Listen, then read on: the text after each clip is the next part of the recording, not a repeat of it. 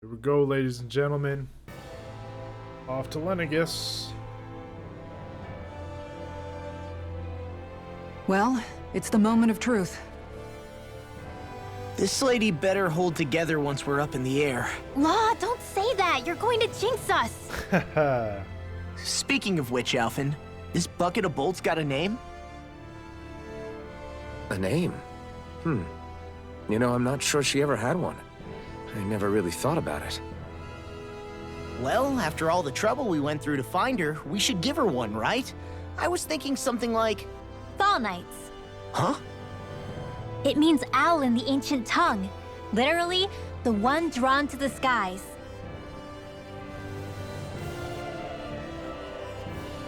I like it. Sounds perfect for our little escapade. Not sure I'm completely convinced, but... well, it's as good a name as any. From now on, she'll be known as the Fall Knights. Okay, people. We have two goals. First, we need to get to Lenegus and make the Renans finally leave Dana alone. And then, we need to figure out the truth behind Shion's thorns and find a way to save her. Sound good? All right, then let's go.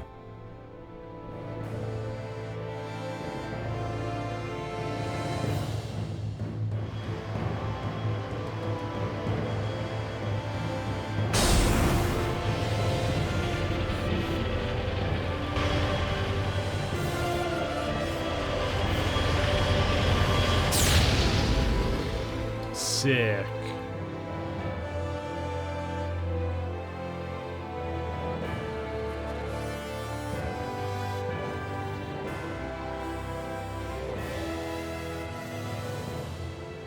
You know, I can still hardly believe it. Believe what? I mean, just look at it. The whole of existence, crammed inside a tiny frame. Now that you mention it, I guess you're right. It does look more like a painting than a living, breathing world.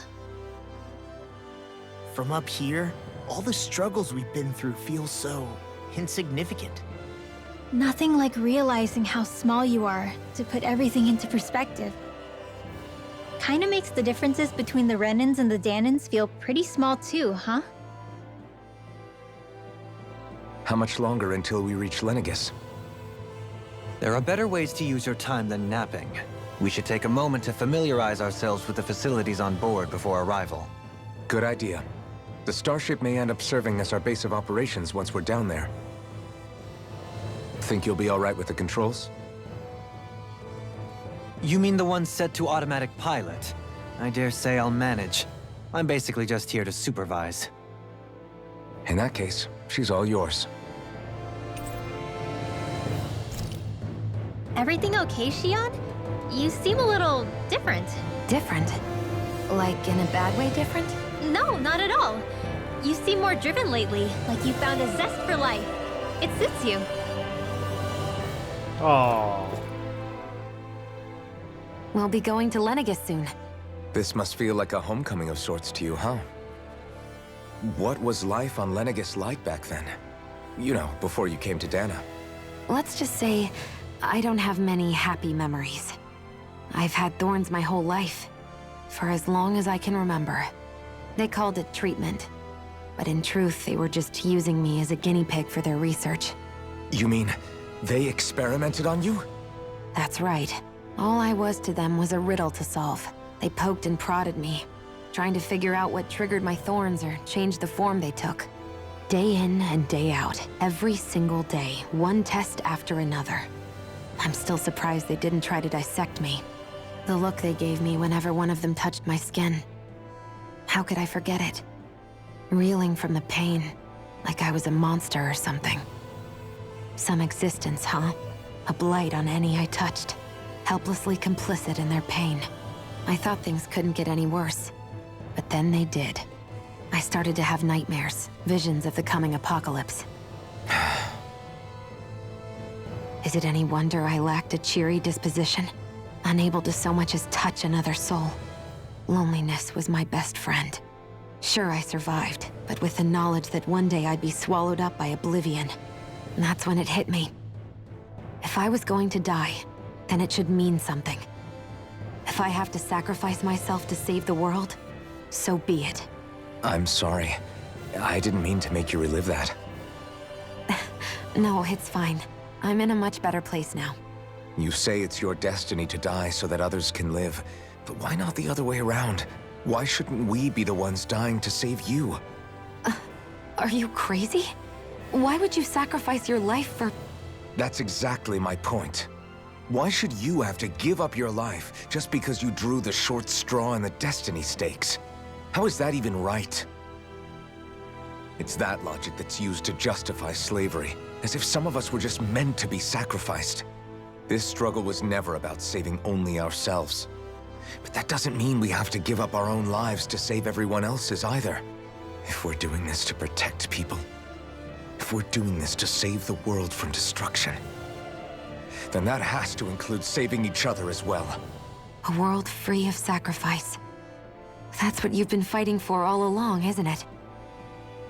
Not just me. We're in this together, remember? This fight is yours too, Xion. If we're going to win, everyone has to win. There can be no room for losers in this fight. Now I see it, the true nature of our struggle. A victory without losers. But that means that a Danon victory over Rena can't be the end. Do you think we can pull it off? You bet we can pull it off. We have to. It's the only hope we have of things ever changing. Yeah, you're right. No one's ever changed the future without aiming for the stars. We can do this. Together.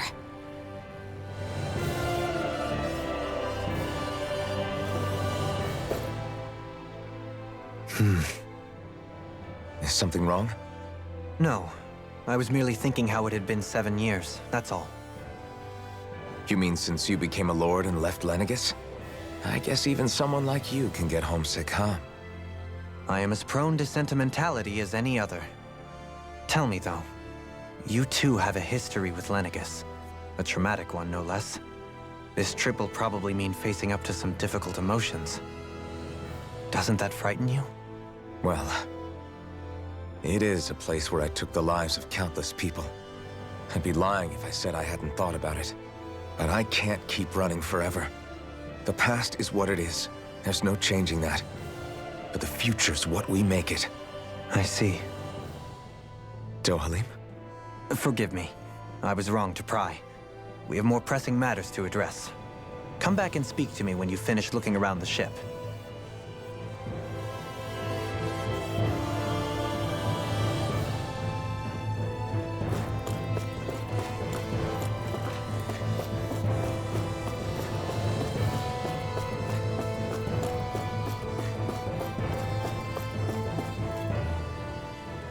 Hey, Alphen, listen to this! So Law and I were just talking and... Hey, shut up! What's got Law all flustered? Only that he's afraid of flying, the big baby. And after all that fuss he made about naming the ship, too. Hey, I never said I was scared. I just think it's, you know, a little unsettling how we're going to be cruising through space in a glorified tin can. That's all. It's a starship, dummy. That's what it's supposed to do. I don't think there's anything strange about it. Well, maybe you're the one with the problem then. Guys. I'm no expert, but I think we can trust Renan technology. It got me to Dana in one piece, remember? Oh, that's a good point. If you think so, Alphen, it must be okay. Don't you agree, Law? Hard to argue with that, seeing how you hitched a ride in one of these things before, Alphen. It's just wrong, okay?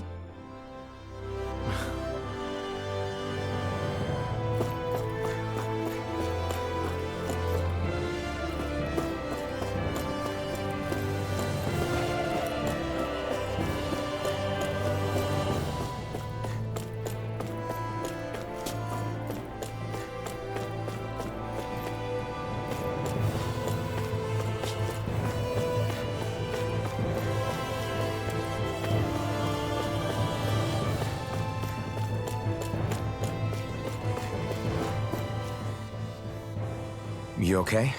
Feeling airsick? Actually, now that you mention it, not at all. These starships are a remarkably smooth ride, all things considered. Nothing like being at sea, thank goodness. Glad to hear it. That device there caught your eye, huh? I was just wondering what it is. It looks big enough to fit a person inside of it. It's a healing pod. It fixes injuries and illnesses. Oh, you don't say.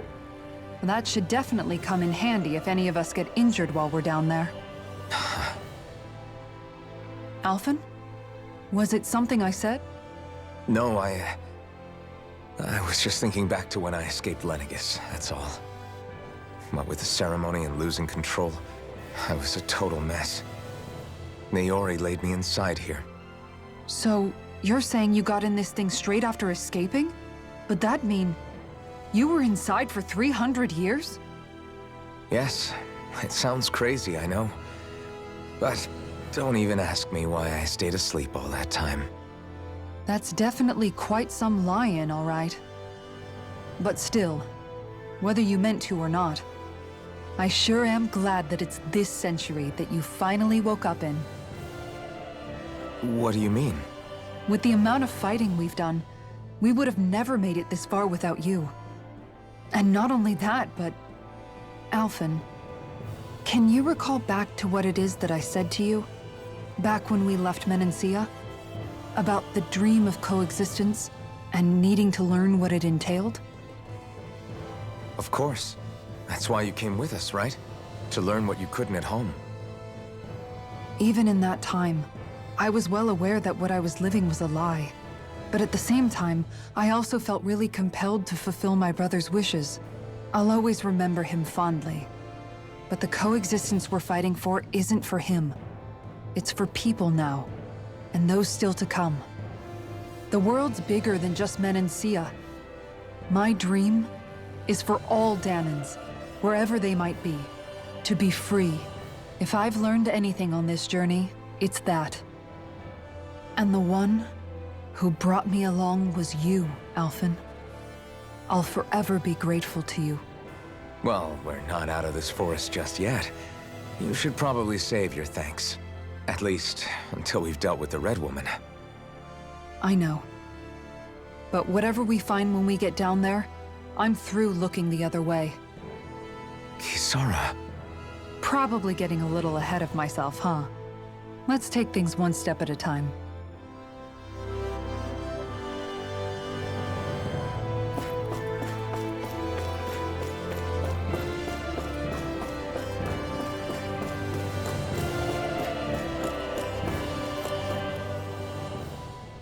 Is everyone about ready? We'll soon be making preparations to land. Before we do that, just what exactly should we expect when we get down there? Kisara has a point. Now that I think of it, I don't know the first thing about Lenegis. I'd like to hear more too. It's been centuries since I was last there, and they didn't exactly give me the grand tour. Very well. First and foremost, Lenegis was the base of operations in charge of the crown contest on Dana. Of course, it also happens to be a city in its own right, complete with its own independent society. Its social structure is based on a strict hierarchy. Put simply, the strength of an individual's astral arts carries great weight. Enough to determine someone's social rank, you mean? But astral arts are innate, right? So people's positions are fixed at birth. They can be honed with the right training, and there are admittedly other factors at play. But yes, that's basically the gist. As a result, family lines that churn out lords and their contenders wield disproportionate influence, and those lineages are treated as nobility. Those capable of only weak astral arts are effectively an underclass, denied the right to descend to Dana even if they wanted to. Still, even the lowest rung on the Renin ladder is considered superior to being a Dahnan. Keep that in mind down there. Thanks for the warning. As a lord, Dohalim must have been pretty high up in the pecking order, right? What about you, Shion? Come on, you've seen her skill with astral arts. You really need to ask? Fair point. On arts alone, you're right. I'd have been sitting pretty. But you're forgetting my thorns. They weren't exactly an invitation to high society. Sorry. No, it's fine. It's refreshing to be around someone who says what they're thinking.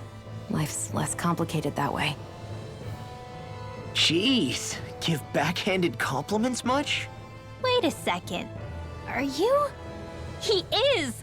Lost blushing! I am not! Of course, separating people into castes based on something arbitrary like arts is discrimination at its worst. As if such simplistic criteria could ever be a measure of someone's worth. So this red woman, are we expecting to find her on Lenegis? I would wager so. Lenegis is too deeply involved in all this to discard the possibility.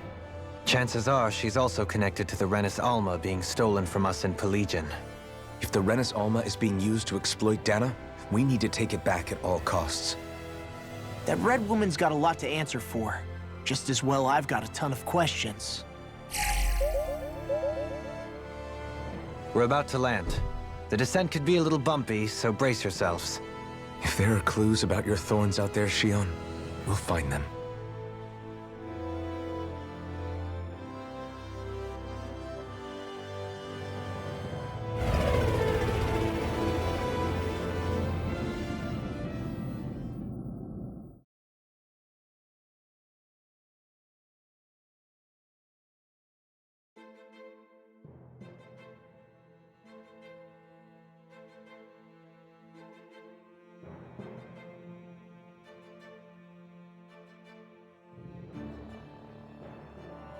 There's no one here. I wasn't expecting a welcome mat, but still. Lenegis's infrastructure is largely automated. Besides, people won't be expecting incoming traffic while the crown contest is still underway. Do you think anyone realizes that we're here? We may not have received a royal welcome, but I doubt our entrance went unnoticed. Don't let your guard down. I really hope we don't have to fight anybody while we're here. So now what? We've come all this way on a hunch that this red woman is here, right? And if we're lucky, the Renis Alma too. Any idea where we should start looking? There is an area of the city that is accessible only to the Sovereigns, known as the Forbidden Zone. That seems as good a place as any for us to start. Forbidden? What are they hiding? I don't know, hence my desire to find out. Fortunately, we just so happen to have a Sovereign in our midst. In any case, changing the shape of a huge structure such as Lenegis would have required an immense source of power. Then you think that source might have been the Renis Alma? Precisely. Alphen said that he remembered the Renis Alma being used in the spirit channeling ceremony 3 centuries ago.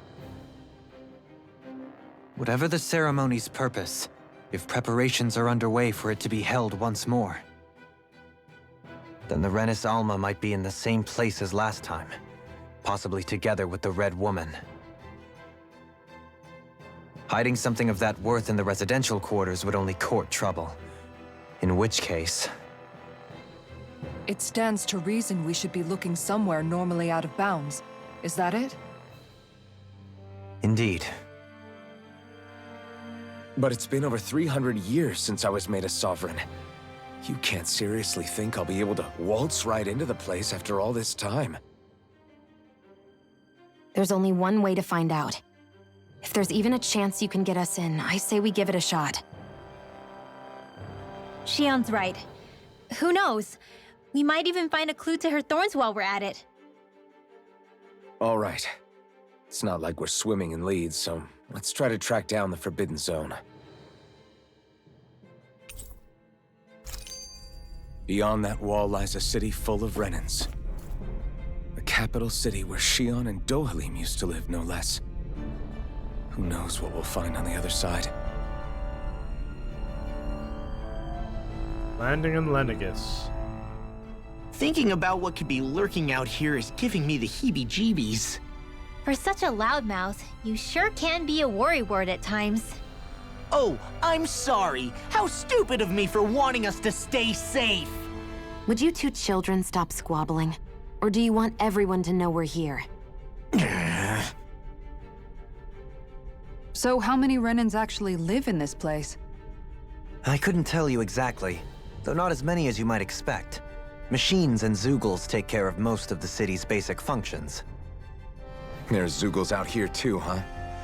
Sounds like we can't afford to let our guard down after all.